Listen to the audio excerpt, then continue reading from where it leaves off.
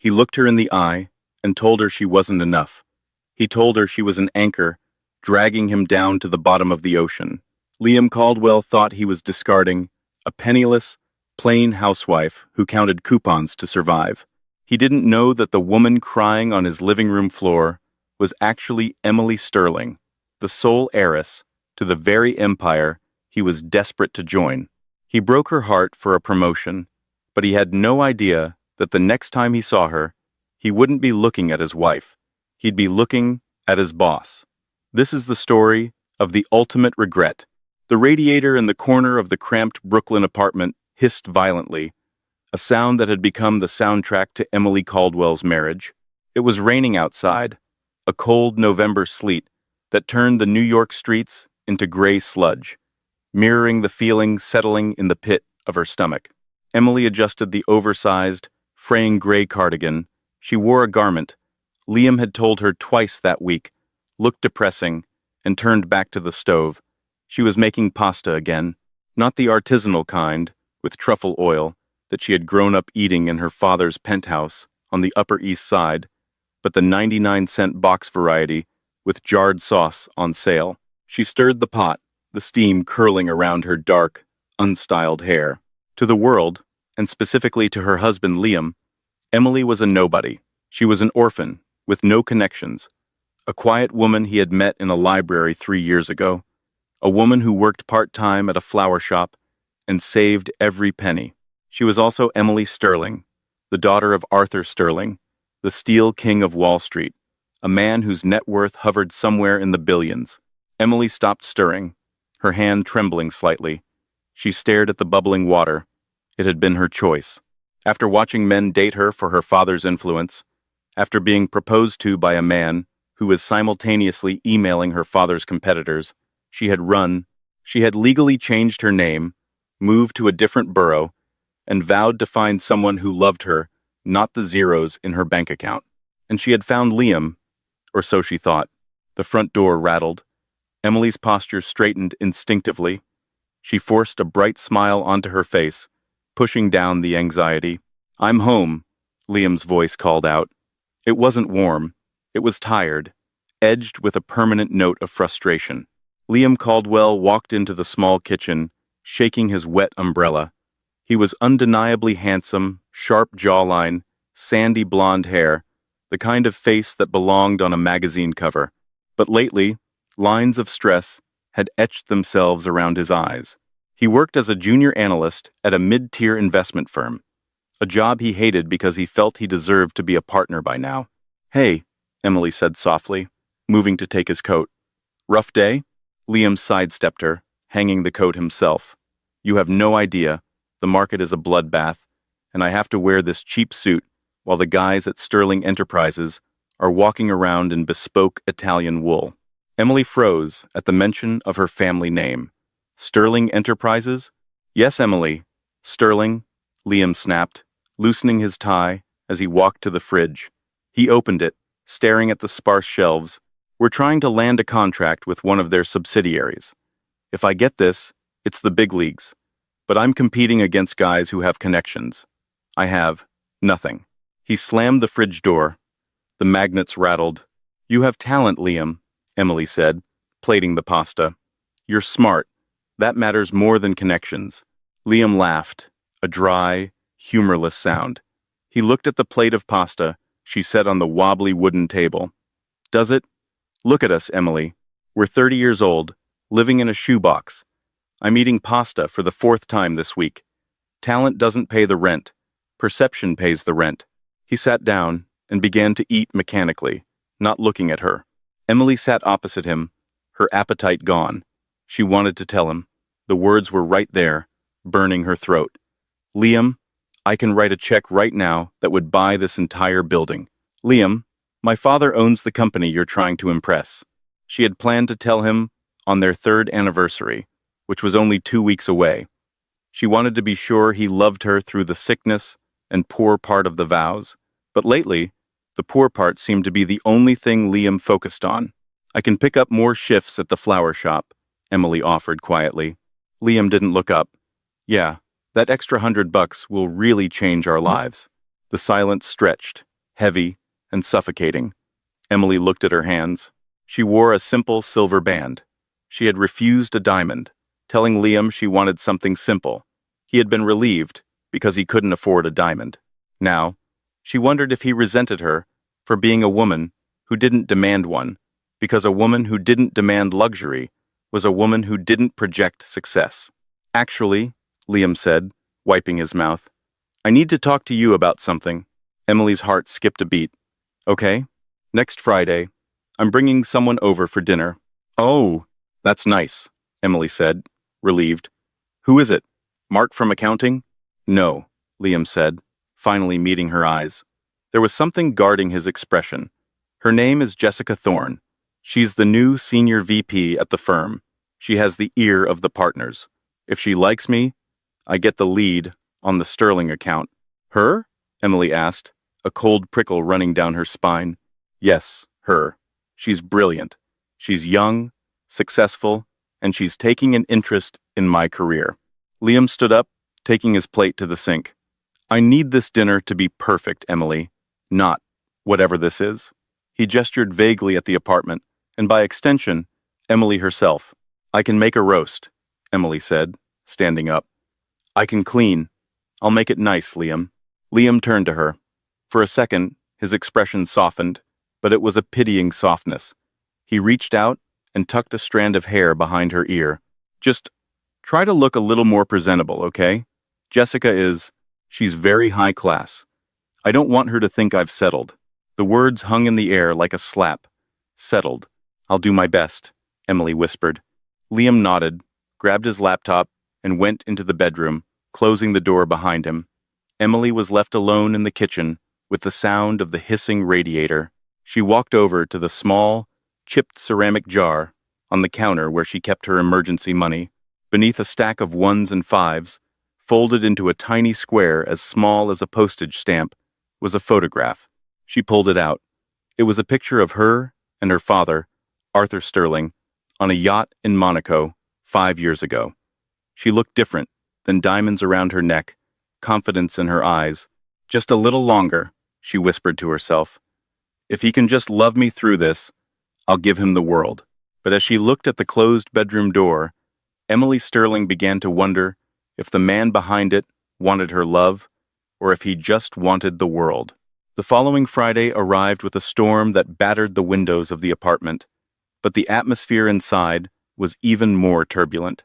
Emily had spent 3 days scrubbing. She had bleached the grout in the bathroom until her fingers were raw.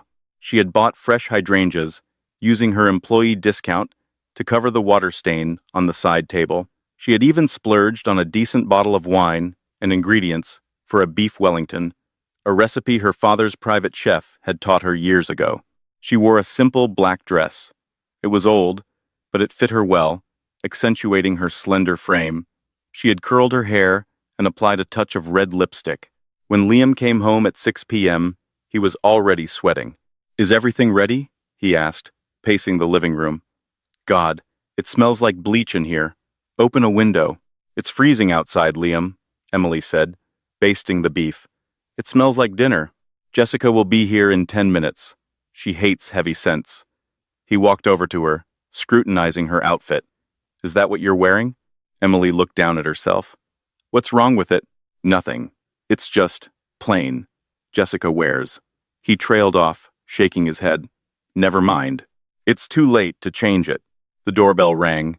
Liam jumped as if he'd been electrocuted. He smoothed his hair, took a deep breath, and pointed a finger at Emily. Please, just don't say anything embarrassing. Let me do the talking. He opened the door. Standing in the hallway was Jessica Thorne. She was stunning, in a predatory, sharp-edged way. She wore a cream-colored trench coat that probably cost more than Liam's car, and beneath it, a tailored navy power suit that screamed authority. Her blonde hair was pulled back in a severe, sleek bun. Liam, she purred, her voice smoky. She stepped inside, looking around the small apartment with a barely concealed sneer. So, this is the nest. Welcome, Jessica, Liam said, his voice dropping an octave, becoming smoother, more charming. Here, let me take your coat. Thank you so much for coming all the way out to Brooklyn. It certainly was a trek, she laughed. Her eyes landed on Emily. And this must be the wife. She didn't offer a hand. She just stared. I'm Emily, Emily said, extending her hand anyway. She had been raised in the highest circles of society. She knew how to handle rudeness with grace. It's lovely to meet you, Jessica. Liam talks about you often. Jessica looked at Emily's hand for a second before giving it a limp, quick shake. Charmed. Liam tells me you work in gardening? I'm a florist, Emily corrected gently. Right. Cute. Jessica turned her back on Emily and walked into the living room, running a finger along the top of the bookshelf. She pulled her finger back and inspected it for dust. So, Liam, about the Sterling proposal. I was thinking we need to restructure the asset allocation. For the next hour, Emily didn't exist. She served the appetizers. Jessica took one bite, made a face, and set it down. She poured the wine. Jessica took a sip and asked, Do you have anything with a bit more body? This tastes a bit like vinegar. Liam, to his credit, looked mortified. But not for Emily. He was mortified by Emily. I'm so sorry, Jessica, Liam apologized profusely. We aren't exactly sommeliers here. Clearly, Jessica smirked. Dinner was a nightmare. Jessica dominated the conversation, talking about high-end restaurants, luxury vacations, and people in the industry Emily supposedly wouldn't know. What Jessica didn't realize was that Emily knew every single person she mentioned. In fact, Emily knew that the CEO Jessica was bragging about having lunch with was actually lactose intolerant and hated the restaurant Jessica claimed he loved. Emily stayed silent, eating her Wellington. You know, Liam, Jessica said, leaning back and swirling her wine glass. You have so much potential. I see a hunger in you. It's rare. Thank you, Lil said, leaning in, his eyes shining with admiration. I just want a chance to prove myself. The problem, Jessica said, her eyes sliding over to Emily, is that in this business, image is everything. You have to project success to attract success. Sometimes, baggage weighs you down. The air left the room. It was a direct attack. Emily put her fork down. Are you implying that I am baggage, Jessica? Liam's head snapped toward her. Emily, don't. No, let her speak, Jessica smiled, a shark-like grin. I'm not implying anything, sweetie. I'm stating a fact. Liam is a racehorse. You're the stable hand. It's a mismatch. Everyone at the firm sees it.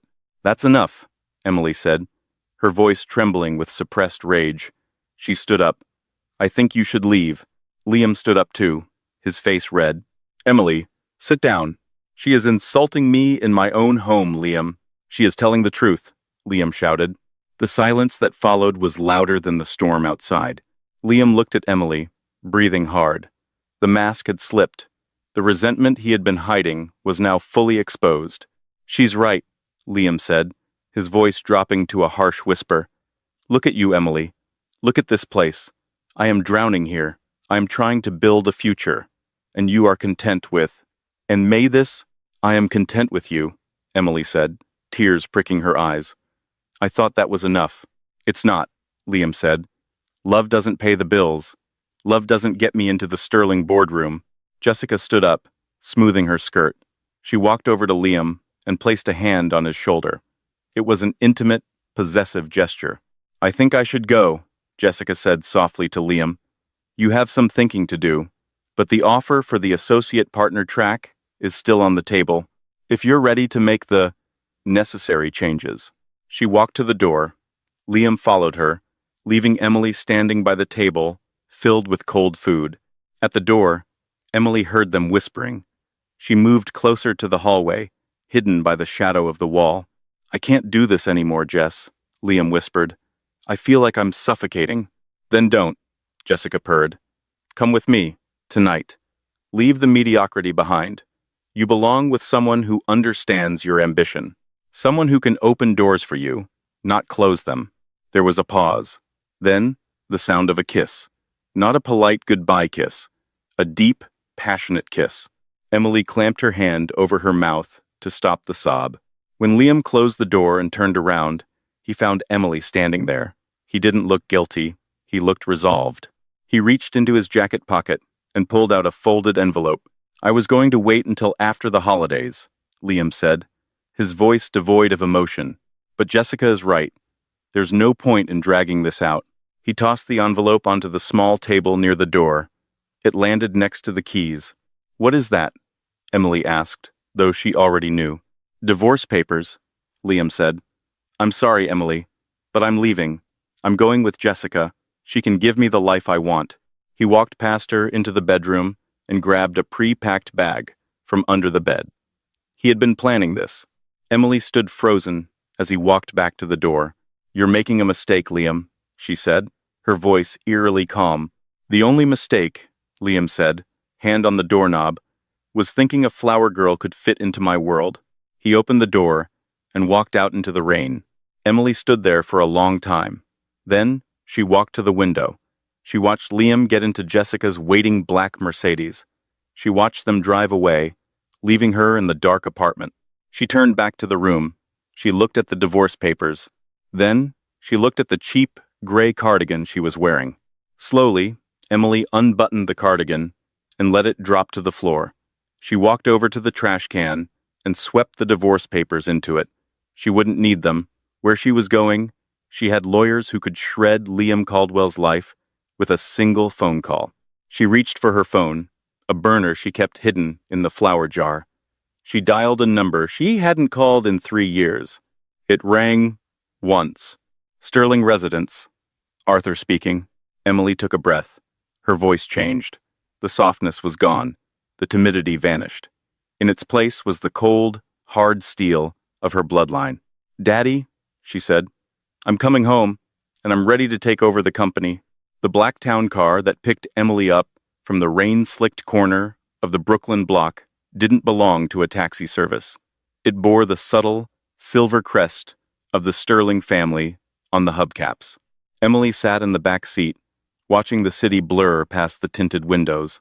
She was shivering, not from the cold, but from the adrenaline crash. The image of Liam's back as he walked out the door was burned into her retinas. The silence of the apartment she had tried so hard to turn into a home, felt like a phantom limb she had just severed. "Where to, Miss Sterling?" the driver asked. It was Thomas, her father's driver for the last 20 years. He didn't ask why she was crying. He didn't ask why she was wearing a threadbare cardigan and carrying nothing but a purse. He just drove. "Home, Thomas," she whispered. "Take me to the estate." The drive to the Sterling estate in Greenwich, Connecticut, took an hour. As the wrought iron gates swung open, revealing the long, winding driveway lined with ancient oaks, Emily felt a strange sensation. For 3 years, she had viewed this opulence as a cage. Now, it looked like armor. The car stopped in front of the massive stone manor. The front doors opened immediately. Arthur Sterling stood there. He was 65, a man made of granite and grit, known for hostile takeovers and an inability to lose. But as he looked at his daughter, shivering in the rain, his shoulders slumped. Emily stepped out of the car. She didn't say a word. She just walked up the steps and collapsed into her father's arms. "I told you," Arthur murmured into her hair, his voice gruff with emotion. "I told you the world doesn't treat soft things kindly, Emily." "I know," she sobbed. "I'm not soft anymore, Daddy. I'm done." Arthur pulled back, holding her by the shoulders. He looked into her tear-streaked face. "So, is the experiment over? Are you done playing peasant?"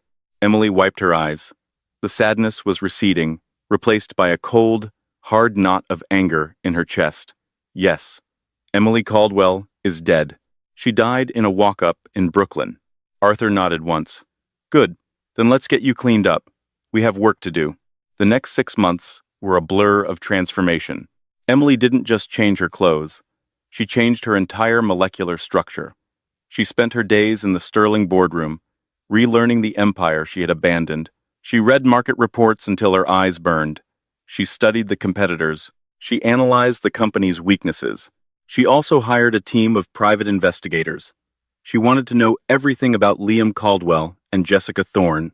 She learned that they had moved into a penthouse in Tribeca, rented, not owned. She learned that Liam's credit cards were maxed out, trying to keep up with Jessica's lifestyle. She learned that Jessica was parading Liam around town like a trophy, but privately, she was growing frustrated with his lack of career progression. Liam needed a win. He needed the Sterling account.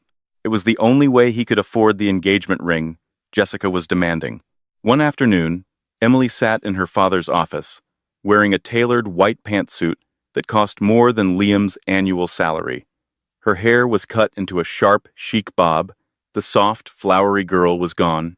"They sent the proposal this morning," Arthur said, tossing a thick dossier onto the mahogany desk. "Global Ventures. That's Liam's firm, right?" Emily picked up the file. She flipped it open. She saw Liam's name listed as the lead analyst. "It's a mediocre pitch," Arthur grunted. "Standard asset management. Nothing we can't do in-house. I was going to have the secretary reject it via email."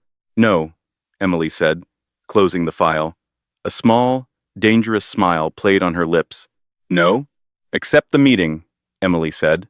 "Tell them Sterling Enterprises is interested. Tell them we want to hear the pitch in person.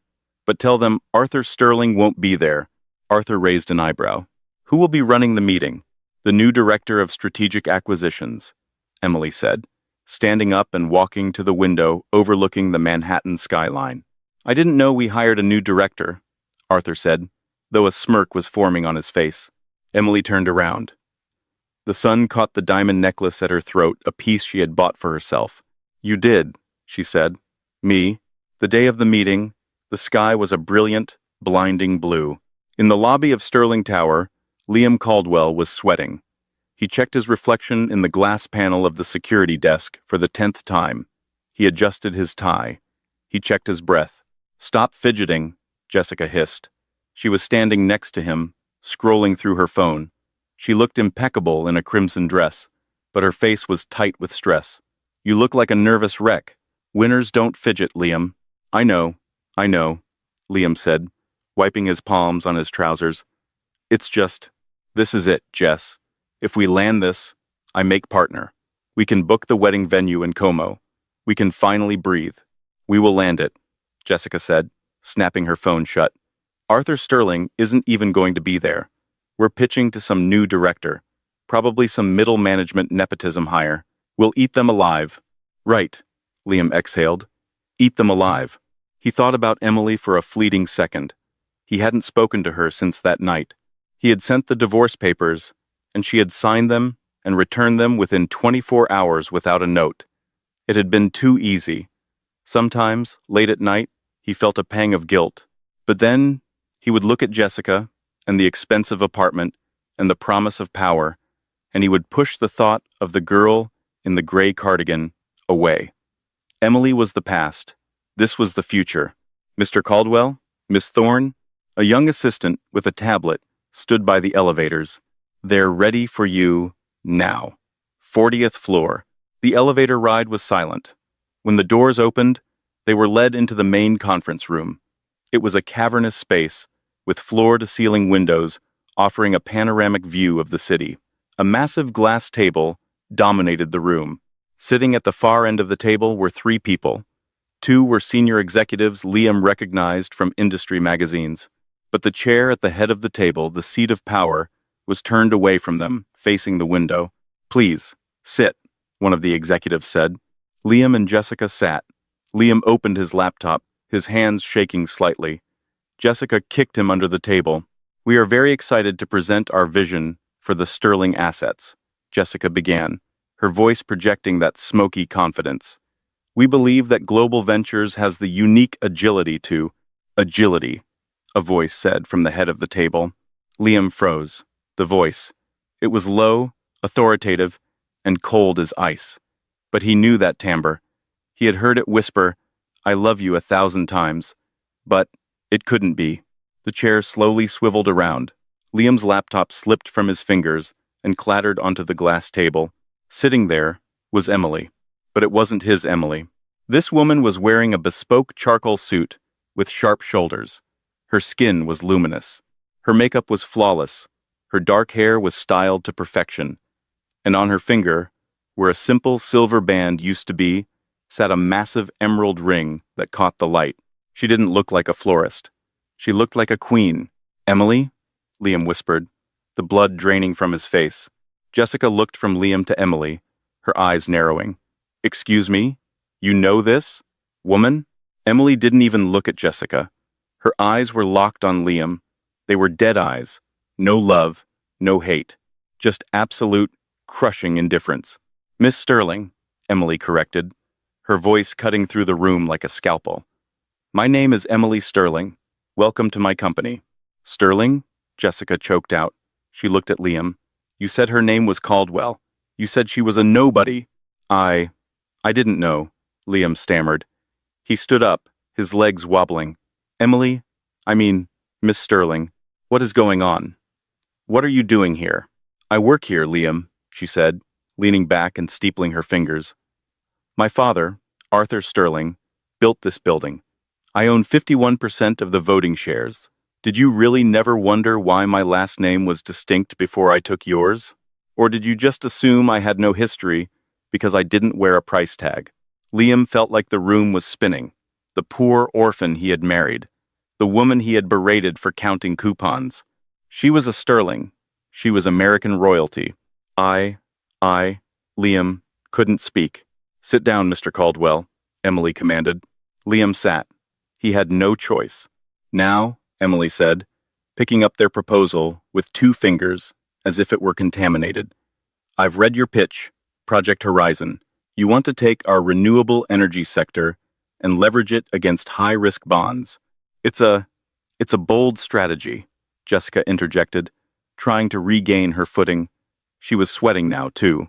"It maximizes yield. It maximizes risk," Emily said, tossing the file down. "It's sloppy. It's short-sighted. It's the kind of strategy designed by people who are desperate for a quick commission rather than long-term growth." She looked directly at Liam. "It reminds me of a man I once knew," Emily said softly. "He was always looking for the upgrade. He didn't understand the value of investing in something and watching it grow. He just wanted the shiny new thing. He wanted the result without the work." Liam flinched, as if he'd been slapped. "Miss Sterling," Jessica said, her voice trembling slightly. "If there are personal issues here, perhaps we should bring in a third party." "Personal?" Emily laughed. It was a terrifying sound. "This is business, Miss Thorne. And in business, character matters. You see, when I look at a partner, I look for loyalty. I look for integrity. I look for someone who sticks around when the heating breaks and the pasta is cheap." She stood up. The room went silent. "Your proposal is rejected," Emily said. "Sterling Enterprises will never do business with Global Ventures as long as the 2 of you are employed there." "You can't do that," Jessica screeched, standing up. "This is discrimination. We'll sue. I'll call Arthur." "Arthur is playing golf," Emily said calmly. "And as for your employment," Emily pressed a button on the intercom. "Send him in." The doors opened again. A man walked in. It was the CEO of Global Ventures, Liam and Jessica's boss. He looked pale. "Mr. Henderson," Emily said, nodding to him. "Miss Sterling," Mr. Henderson said, bowing his head nervously. "I'm so sorry for the interruption." "Boss?" Liam asked, confused. "Shut up, Liam," Mr. Henderson snapped. He turned to Emily. "Miss Sterling, I assure you, Global Ventures values your family's business above all else. We had no idea that these 2 had. We caused offense." "They haven't just caused offense, Mr. Henderson," Emily said. "They have demonstrated a fundamental lack of judgment. Mr. Caldwell abandoned a loyal partner for a perceived upgrade. Miss Thorne encouraged corporate cannibalism. I don't trust their ethics. And since Sterling Enterprises just acquired a controlling interest in Global Ventures this morning," Emily paused, letting the words hang in the air. Liam's jaw dropped. You bought the company?" "I bought the debt," Emily corrected, "which means I own the company. And as the new majority owner, I have some restructuring to do." She looked at Mr. Henderson. "I want them gone, immediately. Security is to escort them out, no severance, and make sure they are blacklisted from any firm we do business with, which is, well, everyone." "Understood, Miss Sterling," Mr. Henderson said. He turned to Liam and Jessica. Hand over your badges. Now. Emily, please, Liam cried out, stepping toward her. You can't do this. I'm your husband. Well, I was. We had a life. We did, Emily said, her face impassive. But you said it yourself, Liam. Love doesn't pay the bills. And right now, you can't afford me. Emily, I'm sorry. Liam was crying now, the tears mixing with the sweat on his face. I made a mistake. I was confused. Jessica, she manipulated me. Don't you dare put this on me, Jessica shouted, pushing Liam. You told me she was a loser. You told me she was dragging you down. She was a sterling, Liam screamed back at her. I left a billionaire for you. Enough, Emily said. Her voice wasn't loud, but it silenced them both instantly. She walked around the table until she was standing inches from Liam. She smelled like expensive perfume and cold, hard cash. You didn't leave a billionaire, Liam, she said softly. You left a woman who loved you. That was the most valuable thing you ever had, and you threw it away for a promotion. She turned her back on him. Get them out of my sight. Security guard stepped forward. Liam reached out for her, but a guard grabbed his arm. As he was dragged backward, kicking and screaming, out of the office he had dreamed of entering for years, he saw Emily Sterling walk back to the window. She didn't look back. The doors closed, cutting off his screams. Emily stood by the window, watching the city below. Her hands were shaking, just a little. Are you all right, Miss Sterling? One of the executives asked gently. Emily took a deep breath. She smoothed her jacket. She touched the emerald ring on her finger. I'm fine, she said, turning back to the table. Now, let's discuss the acquisition of the Asian markets. I want to expand. She was Emily Sterling, and she was just getting started. The security guards tossed Liam's box of personal effects onto the wet pavement of Fifth Avenue. It was a pathetic collection, a framed photo of him and Jessica, which had replaced the one of him and Emily, a stapler, and a stress ball. Liam scrambled to pick them up as the heavy glass doors of Sterling Tower locked behind him. He turned to Jessica, who was standing a few feet away, furiously typing on her phone. Jess, Liam pleaded, his voice cracking. We need a plan. We can fight this. Wrongful termination. Something. Jessica looked up. Her eyes were cold, devoid of the seduction that had lured him in. She looked at him like he was a stain on her Italian leather boots. We? She laughed, a harsh, brittle sound. There is no we, Liam. I just got fired from the biggest firm in the city because of you. Because of me? Liam stepped back, stunned.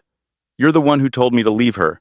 You said she was dragging me down, and you were stupid enough to listen, Jessica snapped. I bet on a horse, Liam. I thought you were a winner. Turns out, you were just a man who didn't know he was sleeping next to a lottery ticket. You had the keys to the kingdom, and you threw them away for... What? A promotion? She hailed a taxi. As it pulled up, she opened the door and looked back at him one last time. Don't call me. Don't come to the apartment. I'm changing the locks tonight. You can't afford the rent anyway. Jessica, wait. Where am I supposed to go? Liam shouted, as the rain began to fall again. Go back to Brooklyn, she said, slamming the car door. That's where you belong. Liam stood alone on the sidewalk. Passers-by in expensive suits rushed past him, ignoring the man clutching a cardboard box in the rain. He looked up at the towering steel skyscraper that touched the clouds. Somewhere up there, Emily was drinking champagne. 3 months passed. The descent was fast and brutal. Without a job, and blacklisted by every reputable financial firm in New York thanks to the Sterling influence, Liam couldn't find work. He went from the Tribeca penthouse to a friend's couch, and when the friend got tired of his complaining, he moved to a dingy motel in Queens. He sold his watch, the one he had bought on credit, to impress Jessica, just to pay for a week's stay. Liam sat on the edge of the sagging mattress, staring at the small television bolted to the wall. It was tuned to a business news channel. The headline flashed in bold red letters, "The New Queen of Wall Street. Emily Sterling triples company profits in first quarter." The screen cut to a clip of Emily. She was walking out of a courthouse, surrounded by paparazzi. She looked breathtaking. She wore a midnight blue coat, her eyes hidden behind dark sunglasses, flanked by security. A reporter thrust a microphone in her face. "Miss Sterling, any comment on the rumors that your ex-husband is planning a lawsuit?" On screen, Emily stopped. She lowered her sunglasses, looking directly into the camera. A ghost of a smile touched her lips. "My lawyers handle pests," she said coolly. "I handle empires." Liam threw the remote at the TV. It cracked the plastic casing, but didn't stop the image of her success. Pest. She had called him a pest. Rage, hot and blinding, surged through him. He wasn't sad anymore. He wasn't regretful. He was furious. She had everything. She had tricked him. She had lied to him for 3 years, pretending to be poor. It was entrapment. It had to be. He grabbed his phone. He had one contact left.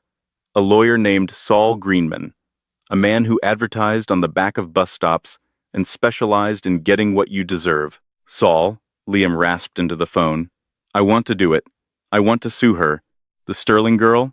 Saul's voice crackled on the other end. "Listen, kid, that's a shark tank. You go after her, she'll eat you." "She committed fraud," Liam insisted, his knuckles white. "She hid assets during the marriage. She misrepresented her financial status. I signed that divorce settlement under false pretenses. I want half, Saul. I want half of what she made while we were married." "Technically," Saul mused, the sound of a lighter clicking in the background, "if she hid billions, that's a material breach of disclosure. We could argue, the prenup. Wait, was there a prenup?" "No," Liam said, a twisted smile forming. "Because she was poor. There was no prenup." "No prenup," Saul whistled. "Well then, that changes things. It's a long shot, Liam. She has armies of lawyers. But if we make enough noise, maybe she'll settle just to make you go away. How much do you need?" "I don't just want money," Liam whispered, staring at the cracked TV screen where Emily's face was frozen. "I want to humiliate her. I want everyone to know that the great Emily Sterling is a liar." "All right," Saul said. "I'll draft the papers. But this is war, kid. Once we file, there's no going back." "I have nothing left to lose," Liam said. He hung up. Outside his window, the neon sign of the motel flickered. He might be in the gutter, but he knew Emily's secret. She cared about her reputation, and he was going to drag that reputation through the mud. The Sterling Foundation Gala was the event of the season. Held at the Metropolitan Museum of Art, the Great Hall was transformed into a glittering wonderland of gold lights and white roses. Emily stood at the top of the grand staircase, greeting guests. She wore a custom gown of liquid silver that hugged her silhouette like a second skin. She was the picture of grace and power. But inside, Emily felt a hollowness she couldn't fill with acquisitions or mergers. "You look fierce," Arthur Sterling said, appearing beside her. He looked frailer lately, leaning heavily on his cane. The transition of power had been timely. His heart wasn't what it used to be. "I feel tired, Daddy," Emily admitted quietly, keeping her smile fixed for the cameras. "That's the burden of the crown, sweetheart," Arthur said. "But look at them." He gestured to the room full of senators, CEOs, and celebrities. "They respect you. They fear you. That's better than being liked." "Is it?" Emily asked. Before Arthur could answer, a hush fell over the entrance. Walking through the doors was a man who sucked the oxygen out of the room. He was tall, with jet-black hair and eyes the color of steel. He moved with the predatory grace of a panther. He was Sebastian Cross. Sebastian was the CEO of Cross Industries, the only conglomerate that rivaled Sterling Enterprises. He was known as the Butcher of Berlin for how ruthlessly he had dismantled European competitors. He was Emily's age, unmarried, and dangerously charming. He walked straight toward the stairs, ignoring the press. He stopped 3 steps below Emily, forcing him to look up at her. Yet somehow, he made it feel like he was the one looking down. "Emily Sterling," Sebastian said. His voice was deep, carrying a faint, unplaceable European accent. "We finally meet." "Sebastian Cross," Emily nodded, her expression unyielding. "I didn't think you'd accept the invitation. I hear you usually skip charity events unless you're acquiring the charity." Sebastian chuckled, a low rumble. I make exceptions when I'm intrigued. And you, Emily, are the most intriguing thing to happen to New York in a decade. He reached out and took her hand. Instead of shaking it, he brought it to his lips, his eyes never leaving hers. It was an old-world gesture, but there was a challenge in it.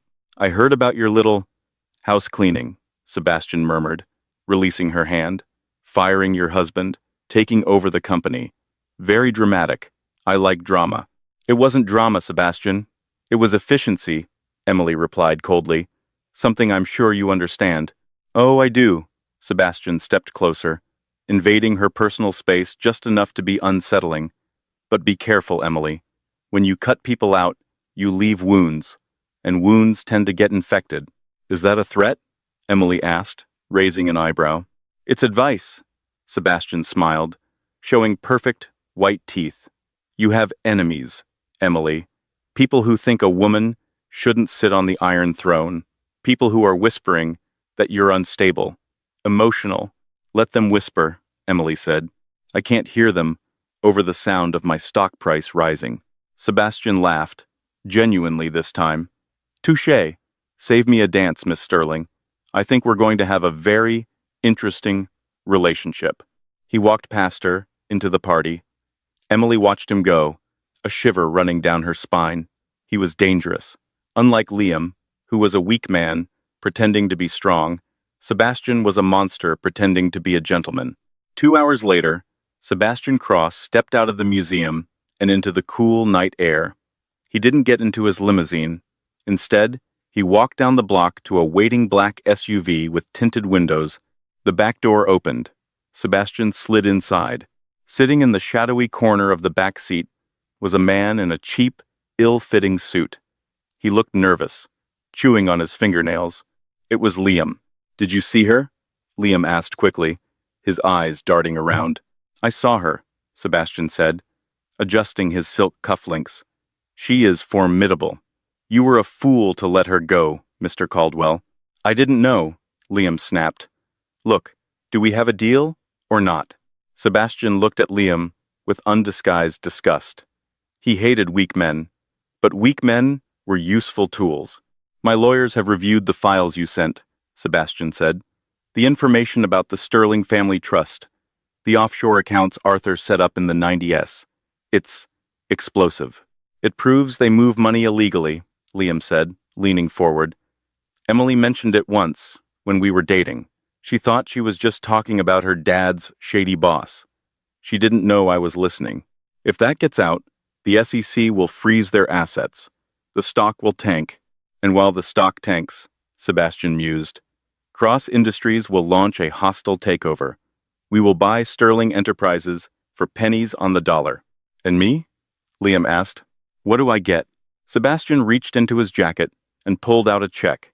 He flicked it toward Liam. Liam picked it up. His eyes widened. It was for $5 million. That is a retainer, Sebastian said. You are now a consultant for Cross Industries. Your job is to be the face of the victimhood. You will go on TV. You will cry about how the cruel billionaire heiress deceived you. You will tell the world about the illegal money. You will be the battering ram that breaks down her gates. Liam stared at the check. It was more money than he would have made in 10 years. But more than that, it was a weapon. I'll do it, Liam said, a dark grin spreading across his face. I'll destroy her. Good, Sebastian said, tapping the partition for the driver to move. But remember one thing, Liam. What? Sebastian's eyes flashed in the darkness. If you cross me, or if you fail, Emily Sterling will look like a saint compared to what I will do to you. The car pulled away into the night, carrying 2 men united by greed and vengeance. Meanwhile, back at the gala, Emily was on the balcony, looking over Central Park. The party noise was muted behind her. Her phone buzzed. It was a text from her private investigator. Subject, Liam Caldwell. Status, located. Note, he was just seen entering a vehicle registered to Sebastian Cross. Emily stared at the screen. The cold night air suddenly felt freezing. So, she whispered to herself, gripping the marble railing until her knuckles turned white. The wolf has found a pet rat.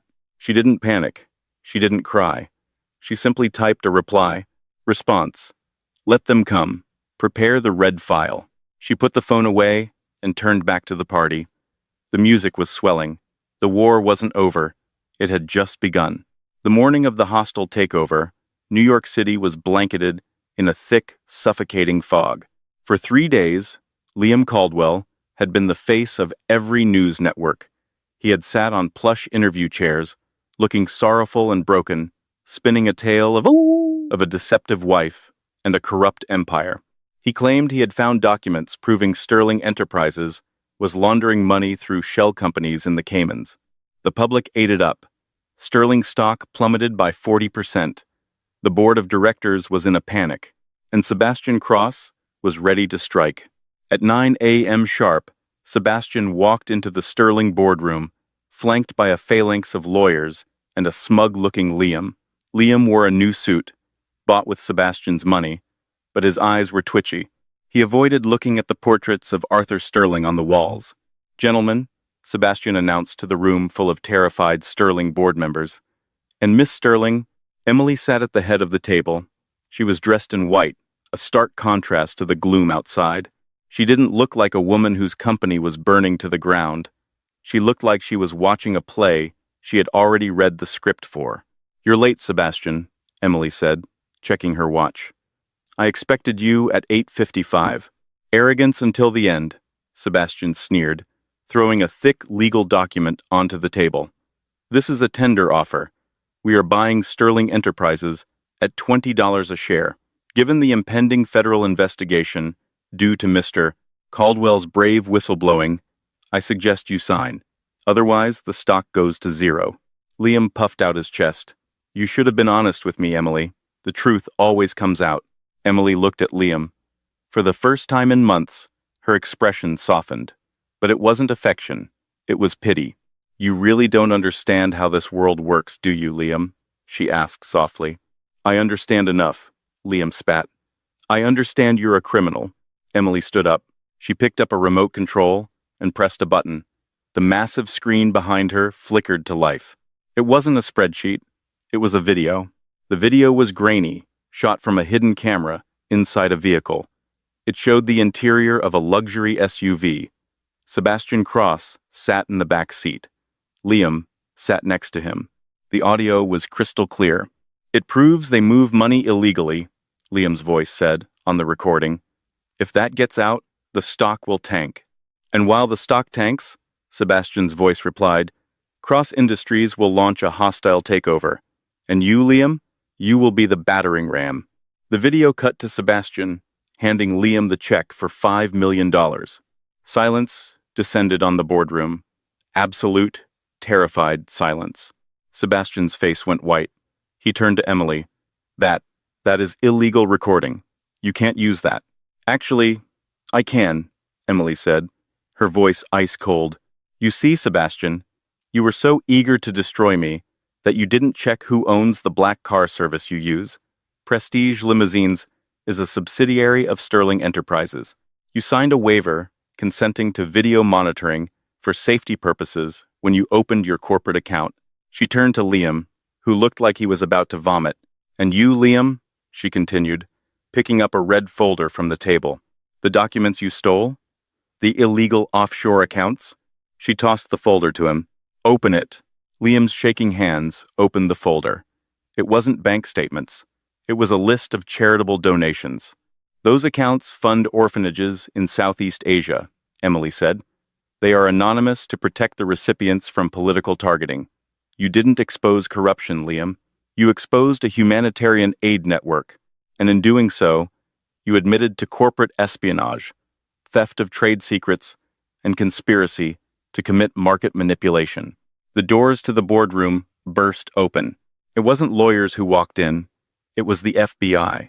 Sebastian Cross, the lead agent barked, walking over to the billionaire. You are under arrest for insider trading, conspiracy, and racketeering. Sebastian lunged at Emily. You witch! I'll kill you! Security tackles him before he got within 5 feet of her. As they handcuffed him, he screamed obscenities, his carefully crafted persona shattering into madness. Then, The agents turned to Liam. Liam Caldwell? No, Liam whimpered, backing away until he hit the wall. No, I was a consultant. He tricked me. You accepted a $5 million bribe to crash a public stock, Emily said, watching him without emotion. That check is in your pocket, isn't it? Liam reached into his pocket, his fingers brushing the paper that was supposed to be his ticket to freedom. It was now his death warrant. Emily, please, Liam begged, tears streaming down his face as the agents grabbed his arms. I'm your husband. I loved you. Emily signaled the agents to pause. She walked over to him. She leaned in close, so only he could hear. You didn't love me, Liam, she whispered. You loved the idea of being better than me. Enjoy prison. I hear the pasta is terrible. She stepped back. Take him away. Liam's screams echoed down the hallway as he was dragged out, following the man he had sold his soul to. When the room was finally quiet, Arthur Sterling walked over to his daughter. He looked at the empty chairs, then at the screen, where the stock price had just started to rebound, shooting upward like a rocket as the news of the failed takeover broke. You knew, Arthur said. You knew Liam would steal those files. I left them on the table the night he left, Emily said, turning to look out the window at the city that was finally clearing of fog. I knew he was weak. I knew he would try to hurt me. I just gave him the ammunition, knowing the gun would explode in his hand. Arthur smiled. You really are a Sterling. Emily looked at her reflection in the glass. The girl in the gray cardigan was gone forever. In her place stood a Titan. She had lost a husband, but she had won the war. No, Daddy, Emily said, straightening her blazer. I'm better. And that is how Emily Sterling played the long game and won. Liam thought he could break her, but he forgot the golden rule. Never bet against a woman who built herself from the ground up. He wanted a billionaire lifestyle, and he got it behind bars. What did you think of Emily's revenge? Was it too harsh, or did Liam get exactly what he deserved? Let me know in the comments below. I read every single one. If you enjoyed this story of betrayal, revenge, and justice, smash that like button right now. It really helps the channel. And don't forget to subscribe and ring the bell so you never miss the next crazy real-life drama. We have a story coming up next week about a cheating groom who forgot his microphone was on during the wedding vows. You do not want to miss that. Thanks for watching, and remember, be careful who you betray.